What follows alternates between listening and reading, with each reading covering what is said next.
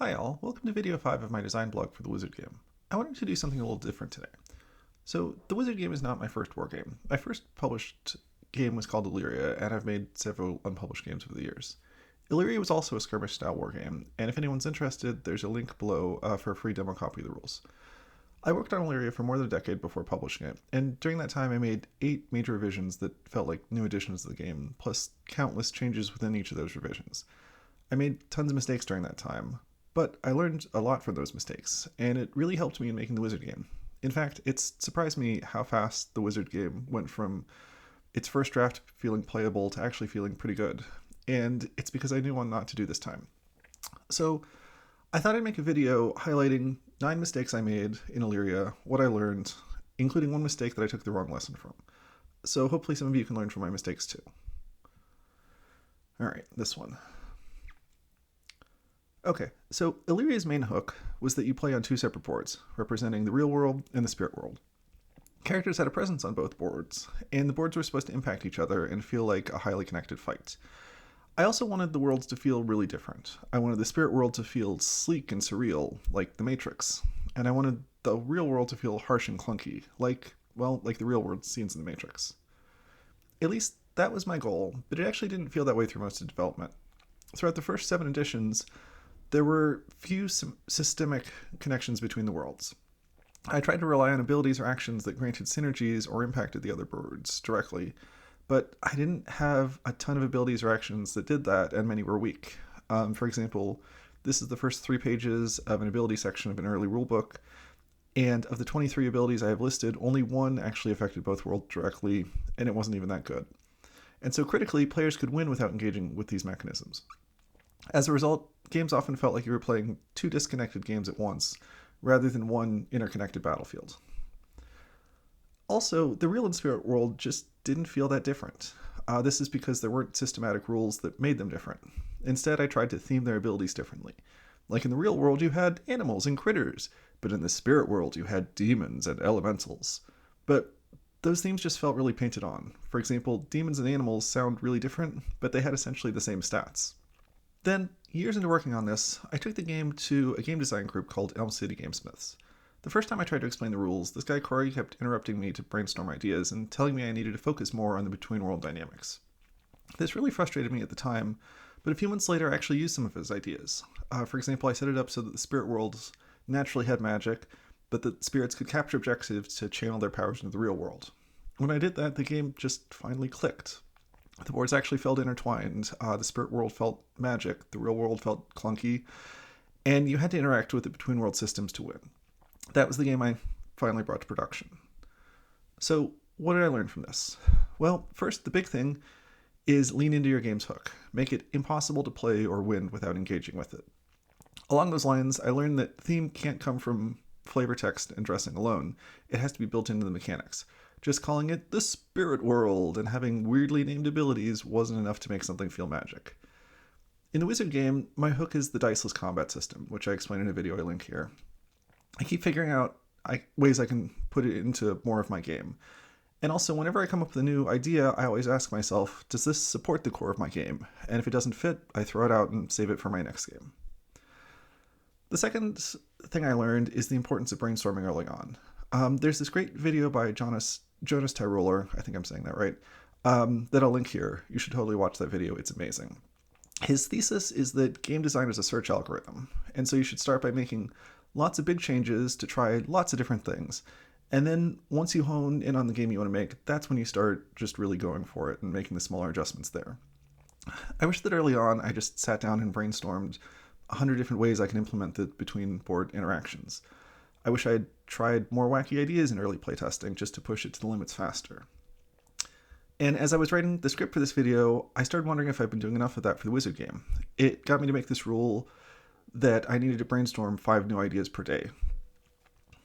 And last, I definitely learned to be more humble and always be open to suggestions. So if you're watching this, thank you, Corey. Alright, this one next. Illeria had alternating activations. So at the start of your turn, players would roll a dice, and whoever rolled higher would choose who acted first. Simple enough, right? Well, it actually had a few bugs. Typically once or twice in a game, Players would roll the same number and have to re-roll, and annoyingly, sometimes this happened multiple times. And it was kind of just a dumb decision, since almost always both players would want to go first.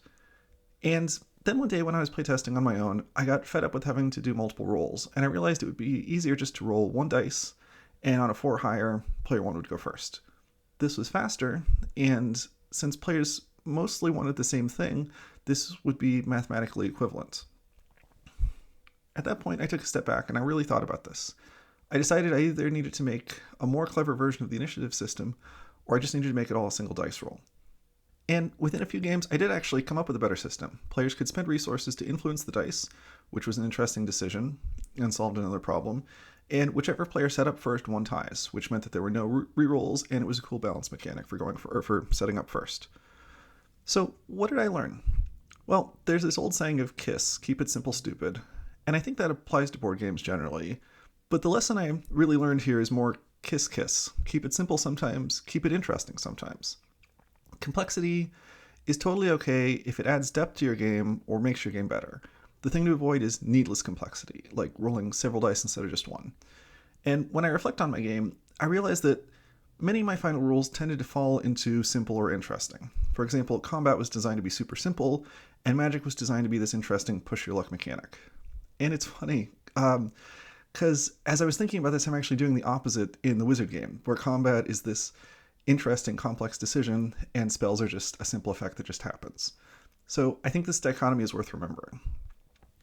And there's one caveat to this, which is that you can simplify a rule but still keep it interesting. For example, in Illeria, if a wizard fails to cast a spell, they need to roll on a spell hazard table, and something crazy happens. My original game had 8 possibilities, with some occurring less than 3% of the time. This was a little bit too complicated, so in my final game, I reduced it down to just 5. And that simplification made it much better. 5 was small enough that you could memorize the table and still see each effect somewhat regularly. But I kept it at 5 because if it was just 3, it would have been too predictable and lost the wild magic feel that I was going for. Okay, this one. In early drafts of Illeria, I didn't put a ton of thought into the combat system. I just picked some numbers that sounded good. I ended up with a combat system where the attacker usually hits, and an average attack removed 40% of a basic character's hit points, even factoring misses, and where 2 attacks had a 30% chance of killing an enemy. This wasn't just melee-focused characters, this was like everyone. So like if a wizard and an archer both attacked a squire, they'd have a 30% chance of killing them. This made combat fast and exciting, but it created a big problem. Basic characters were so good at melee that it made it hard to make a melee-focused character, or it made it hard to make them worthwhile. Like, if an archer and a wizard could kill a knight in melee combat in just 1 or 2 attacks, even without their abilities, then the only way for a knight to compete was to do near insta-kills every time. And if all attacks needed to be insta-kills, you can't do status effects or anything interesting like that. And it also created a related problem, which is that archery used the same system as melee combat, and that made archers overpowered. That they'd always get a couple of hits in before combat began, and so sometimes they just kill the enemy outright, and if they didn't, they could pretty much always finish them off with just 1 melee attack. So for a long time, I was needing to add extra rules to depower archers. How did I fix this? Well, at one point, I took a break from Illeria and prototyped a totally different wargame. Funny enough, its theme was very similar to the wizard game, but it just had very different mechanics. That game failed after 1 playtest, but it had a combat system that I really loved, and I ended up making a new version of Illeria that had that combat system. And I adjusted the stats so that an average character did 25% damage per attack and only had a 6% chance of killing the enemy in 2 attacks. And when I did this, all these problems suddenly fixed themselves. Suddenly it took a few attacks to win melee combat, so a character could be a decent melee fighter without needing to do 1-hit kills. And it also depowered archery so that I didn't need to add special rules on to weaken them. So the biggest lesson I learned is that if everyone is super, then no one is. If the average character is really good at melee combat, then there's no benefit to specializing in melee combat because they just can't get that much better.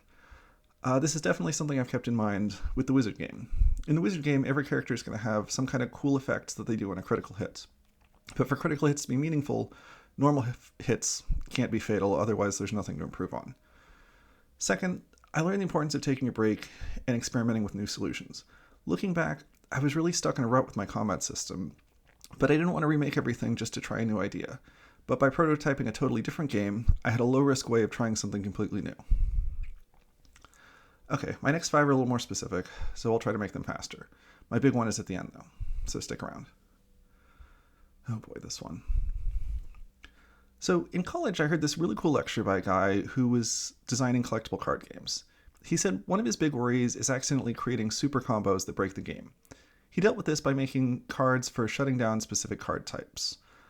So that way, for example, if there was a super combo involving green creatures, players would naturally start using cards that destroyed green creatures, and balance would emerge that way. I tried doing this with the abilities in Illeria. For example, I made a melee attack that killed summon creatures, an aura that blocked archery, and an ability to deflect spells. The thing is, a party in Illeria would have just 5 characters, and each would have 1 or maybe 2 abilities, which made shutdown abilities really problematic. So to see why, let's say you had a character that killed undead. Many parties just wouldn't have undead, and if they didn't, then you've just wasted 20% of your characters, putting you at a disadvantage. If a character had only a slight advantage over undead, then it's not worth the risk. Better to just give them the ability to kill anyone. But let's say you do make him super strong against undead. Now, if your opponent has undead, you get a big advantage, and if they don't, you get a big disadvantage. This leads to a really lopsided game, where the win is determined by the characters they brought to the table, rather than how well they played the actual game. I made a whole video about this phenomenon, I'll link that here. My lesson here was to avoid abilities that shut down specific keywords, and instead make abilities that counter certain playstyles, but that are always at least somewhat useful. So instead of having an attack that kills summon creatures, I made area of effect attacks. These were especially good against hordes of summon creatures, but they could be useful anytime the enemy's bunched up. I've definitely kept this in mind with the wizard game, and made sure that I don't have abilities like double damage against undead or demons attack at disadvantage. Instead, I try to think about what are playstyle types and what could I do more generally. And also, just as a note, I've since realized that I don't need to worry about game-breaking synergies in wargames the way I would have in a collectible card game where combos are sort of the whole point of the game. Okay, next.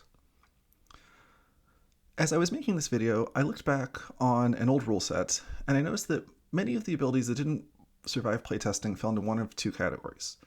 First, there were a lot of abilities that had very specific triggers. For example, Animated Dead meant that if someone died nearby, you'd get a zombie. Quick Learner meant that if someone cast a spell nearby, you could learn to cast it. Keyword shutdown abilities were kind of a specific form of this, since they meant, they would attack specific character types. Second, there were a lot of abilities with trade-offs. For example, Berserker meant you made extra attacks, but they were less accurate. Blinding Ray meant that you didn't deal damage, but could blind the opponent. These abilities all seemed really cool until I plain tested them, and then I realized they were terrible.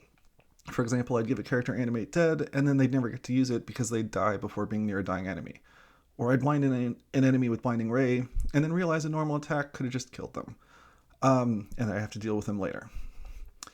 All this playtesting really brought home that abilities with specific triggers are worse than abilities that always happen, that abilities with trade-offs are worse than abilities with no trade-offs, and that weakening an enemy is worse than just killing them.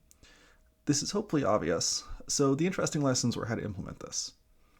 First, to think about balance, you really need to ask, how strong should a normal ability be? If normal abilities are weak, then abilities with trade-offs can be moderate. However, if normal abilities are pretty strong, then abilities with trade-offs or specific triggers need to be game-breaking when used right. In Illeria, abilities were moderately strong, and I didn't like game-breaking abilities, which in retrospect meant that very few of my abilities got to have specific triggers or trade-offs. This is actually the way I'm leaning with the wizard game too. Second, the best way to balance an ability with a trade-off or a specific trigger is to have something boring to compare it to. For example, Animate Dead was strictly worse than just starting the game with 2 zombies, which is an ability I had. Quick Learner was strictly worse than just being a spellcaster. Berserker was strictly worse than just having +1 to the attack stat. Alright, this one next. So, I always loved the game Netrunner more than the game Magic the Gathering, and I think that one of the things that made Netrunner so special is that you only got 3 or 4 actions per turn. So you could never do everything you wanted, and it really made you think carefully. I tried various versions of this in Illeria, such as by making it that you could only act with 3 of your 5 characters each turn. But this created a problem. Typically on turn 1, you'd move your 3 favorite characters forward. Then on turn 2, those 3 characters would be the only ones who could attack or capture an objective, so you'd move them forward and use them again. And this created a really bad cycle where if you didn't activate a character, then they wouldn't be in a place where they'd be useful, which meant that you wouldn't activate them again in the future. And this just didn't even make sense with the theme. Like, there'd be no reason that 2 party members would just sit there while their friends were fighting and dying. So the main thing I learned here is not to limit movement in a wargame, because it creates this problematic feedback loop. Or, if not a strict never, then at the very least be super thoughtful about it, and make sure it works with the theme. In the wizard game, I do actually limit actions per turn, but specifically not movement, so that if I don't want to activate a minion this turn, I can still get them ready to act in the next turn. Oh boy, this one's actually kind of embarrassing. So I did another video on how I use computer simulations to aid in game design. I'll link that here. The short version is that I set up computer simulations to have characters with different abilities fight thousands of times, so I can calculate a win-loss rate, and then I use this to balance the abilities. I had this ability called Soul Touch, which simulations said was a C-tier ability, but in playtests it often felt like an A-tier ability. When I was getting ready to publish Illeria, I ended up believing that it was C-tier, and giving it an extra boost to strengthen it. But then, after publishing Illeria, I realized that Soul Touch really was pretty A-tier, and that the simulations had just had a blind spot. Without getting too into the weeds, Soul Touch works really well under specific situations that, in simulations, I assumed would happen less than a quarter of the time.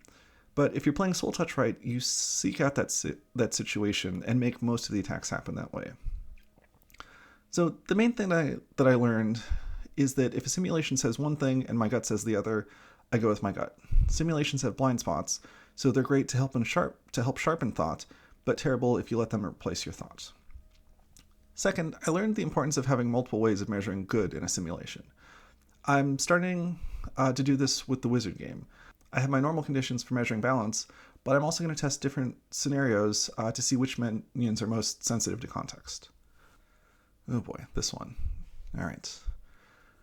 So one of my initial goals with Illeria was to make it super customizable. For example, version 3.5.0 of my rules had 131 abilities that characters could take, 35 spells in 7 schools of magic, and 26 character classes. This was something I actually used as a selling point when I was trying to get people to playtest it. And I came up with all these ideas basically just by brainstorming ideas and writing everything down, and then using simulations or playtests to eliminate the bad abilities. As you can imagine, this was just really not feasible to do as a solo developer. So there were 2 things that I learned from this. First, I figured out that quality was much better than quantity. My final game ended up having 43 abilities, 11 spells, and 6 classes, but all of them were winners. This gave enough variety, and I felt that Illeria's core gameplay was enough of a hook. Second, I learned that once I had the core rules down, it was better to build up a set of abilities rather than pare one down. So like I said, originally abilities were in the rulebook until I limited them through playtesting. But when I started version 8, I took the opposite approach. I started with 5 abilities I wanted to use, and then I worked hard to balance them against each other. Once I was satisfied, I started adding abilities a few at a time, and balanced them against what was already there. I found that this additive approach was much better for creating a balanced set of abilities, and also better for managing my time. At one point, I gave myself a deadline of 20 more playtests, and it just became so much easier to say, well, I only have time to playtest a few more abilities, so I'm going to pick the 10 that have the most promise and test them in order. It also really helped me compare abilities with trade-offs, since if I wanted to introduce an archery attack with a trade-off, I'd compare it against an archery attack that didn't have a trade-off.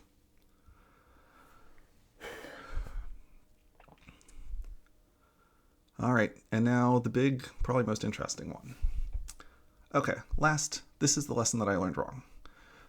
When I put this video together, I reread version 3.5.0 of my rules. Between that version and the final version, I made huge changes to the action system, the combat system, the stats system, the win conditions, the animated creature system, and the summon creature system, and I added nearly all of the between-world interactions that really made the game work.